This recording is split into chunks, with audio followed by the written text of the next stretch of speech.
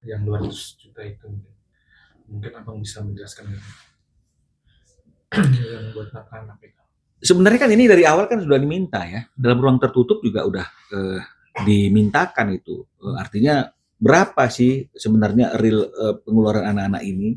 Karena kan pengeluarannya kan sangat fluktuasi. Sementara kan yang menjadi tanggung jawab itu kan baik secara hukum ya maupun kalau kita lihat dalam eh, Akta 39 kan pemeliharaan dan pendidikan gitu loh misalnya. Jadi kan bukan semua item ya. Karena kalau kita merujuk kepada pasal 45 Undang-Undang Perkawinan kan tetap yang memiliki tanggung jawab terhadap anak itu kan adalah ayah dan ibu gitu loh maksudnya. Ya, ada sih kewajiban ayahnya, tapi kan bukan berarti ibunya juga nggak memiliki kewajiban. Kan ibunya.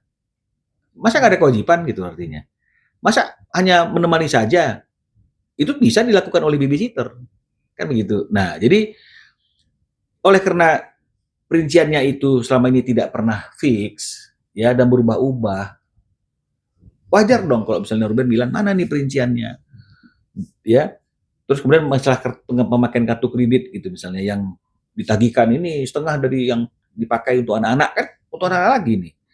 Yuk, apa saja pemakaiannya biar kita tahu. Kan ini kan satu hal yang wajar. Tapi kan tidak pernah diberikan sampai hari ini. Padahal kalau misalnya setelah ditagihkan kemudian dikasih perinciannya misalnya atau bill-nya itu kan mungkin akan lebih mudah ya. Nah, kalau sekarang mungkin akan jadi mungkin lebih susah bagi dia kan begitu untuk menyampaikan hal itu mungkin saja ya, mungkin juga udah disimpan ya. Jadi ini kan penting untuk menanyakan hal itu. Biar kita tahu berapa sih fee kosan anak ini sehingga akhirnya tidak perlu lagi sistem WA nagih, kita sudah bisa berikan. Oh, ternyata yang anak-anak real itu segini, udah. Ini kan kita kan nggak pernah tahu. Yang tahu cuma pokok 75. Itu pun kan dari chatnya dia, bukan dari kesepakatan, bukan dari putusan. Udah pernah juga dicoba bayarnya 75 satu bulan. Enggak juga bener gitu loh. Jadi yang benernya berapa? Kita nunggu-nunggu ini nggak ada lagi permintaan, nggak ada lagi pertanggungjawaban. Apakah menghindari pertanggungjawaban nggak ada permintaan? Tapi framingnya adalah kami sudah tidak diberi nafkah. Nah ini yang maksud saya itu janganlah seperti itu. Jadi bisa dibilang ada bukan keberatan tapi pengen adanya transparansi biar kedepannya juga Wajar kan? Wajar kan? Ya kita aja sama anak kita perlu pertanggungjawaban setiap uang yang dia keluarkan. Karena kan cari uang itu kan nggak gampang. Betul ya? Hanya sebagian orang saja yang mencari uang itu gampang 30 menit 200 juta. Tapi bagi sebagian orang, bahkan banyak orang, itu uang besar loh. Ya, dan carinya susah loh, apalagi zaman-zaman seperti hari ini gitu loh. Jadi janganlah kita mengecilkan arti jerih payah orang yang tetap ingin komitmen untuk melakukan tanggung jawabnya hanya dimintai pertanggungjawaban saja kok susah banget sih. Mana sih yang lebih susah? Cari uangnya atau mempertanggungjawabkan pengeluarannya kita? Kan sebenarnya kan lebih susah cari duitnya gitu loh. Tapi hari ini nggak pernah disampaikan gitu loh. Setidak-tidaknya ya tunjukkanlah, ya kan.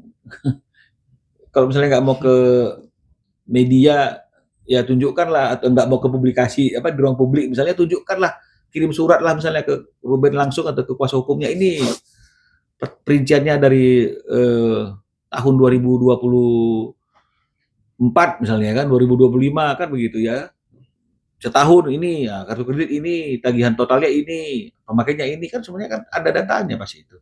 Nah ini kata menurut abang akan nantinya akan dibawa ke persidangan ya bang rencana ini. Oh, Iya, jadi artinya ini mungkin akan kami pakai juga dalam salah satu dalil kami di persidangan itu sebagai salah satu hal yang menurut kami penting. Ya, ya menurut kami penting dan itu sesuatu hal yang nggak bisa dibantah. Ya, karena ini kan memang sifatnya subjektivitas.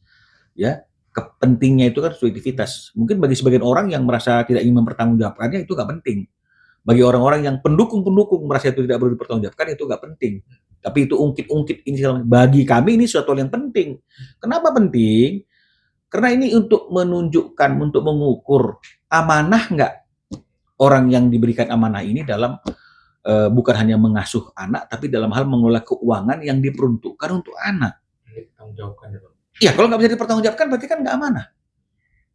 Coba tanya orang-orang yang paham apa itu arti kata amanah. Nah, karena kalau kita bicara dengan orang yang nggak ngerti kata amanah, dia nggak tahu. bagaimana untuk bertanggung jawab atas amanah yang dipercayakan kepadanya.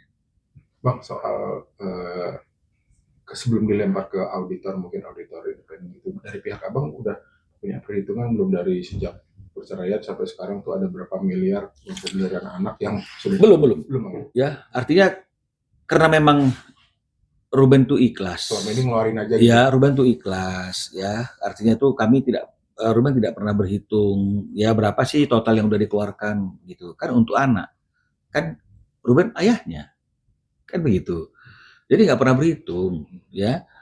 Kami juga nggak mau coba-coba menghitung terus kemudian menjadikan itu sebagai senjata kami di ruang publik. Lihat nih, misalnya dalam setahun aja sudah mengeluarkan uang sebesar ini untuk biaya nafkah anak. Wajar nggak? Misalnya kayak begitu kan? Nggak mau juga.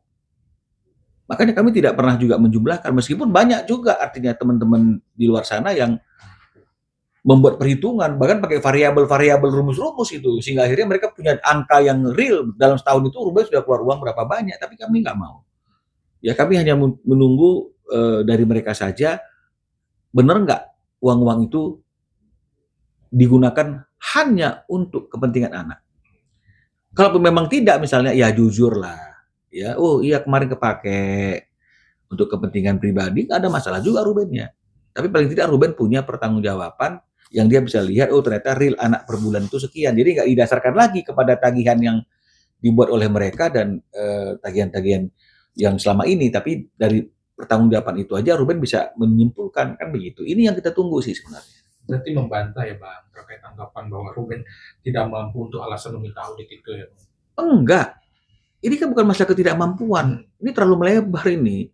Inilah yang seperti yang tadi saya katakan tadi itu, mereka terlalu membesar-besarkan satu persoalan yang melebar. Kan begitu. Makanya saya katakan, permintaan audit itu adalah hak absolut dan subjektif dari orang yang memberikan uang. Ya, sebagai satu amanah untuk kepentingan anak. Itu nggak bisa ditawar-tawar. Mereka mau ngomong apapun itu hak subjektivitasnya Ruben untuk meminta pertanggungjawaban, karena ini bukan ada hubungan suami istri lagi, tapi mantan. Ya, kalaupun misalnya ada orang mengatakan saya dapat uang dari suami saya cuma sebesar ini, tapi nggak diminta-minta tuh pertanggungjawabannya, itu rumah tanggamu, Bu. Kan begitu. Rumah tangga yang lain belum tentu seperti itu, jangan digeneralisasi. Iya kan begitu, angkanya aja yang beda. Tapi tetap pertanggungjawaban itu kan tidak semua rumah tangga yang tidak meminta perincian. Karena kan bagaimana kita membangun suatu rumah tangga bisa saving, bisa ini kalau nggak ada perhitungan sama sekali. Jadi kalau memang misalnya ada mengatakan suami saya walaupun cuma kasih kecil, nggak mungkin suamimu, ini bukan suami, itu yang pertama. Yang kedua itu rumah tanggamu, Bu. Rumah tangga orang lain beda dong, jangan dicampurin. Nah, ini dia makanya saya katakan ini hak subjektivitas yang tidak dibantah, tidak bisa dibantah oleh siapapun juga, tidak bisa dikomentari oleh siapapun juga. Kalau ada orang yang tidak minta pertanggungjawaban, tidak minta audit, itu urusannya dia. Jangan campuri urusan orang lain yang memang setiap pengeluarannya harus ada pertanggungjawaban. Oke, Bang, terima kasih banyak.